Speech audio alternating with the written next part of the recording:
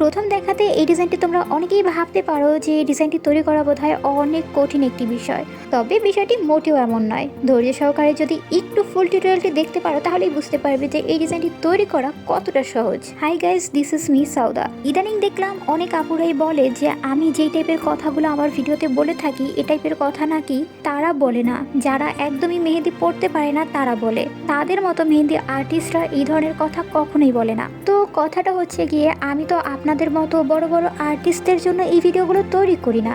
আমি আমার ভিডিওগুলো তৈরি করি সেই আপুদের জন্য যারা একদমই মেহেদি পড়তে পারে না তাদের জন্য। আমি অত বড় কোনো আর্টিস্ট নই কিংবা অত বিখ্যাত কোনো আর্টিস্ট নই। আমি একটু একটু মেহেদি দেওয়ার চেষ্টা করি, আর সেগুলোই ভিডিও আকারে আমি আমার ভিউয়ার্সদের সাথে শেয়ার করি।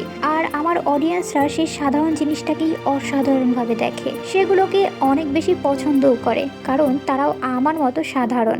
আর সেই সাধারণ মানুষটির পক্ষে কি এত বড় বড় আর্টিস্টদের জন্য ভিডিও বানানো সম্ভব?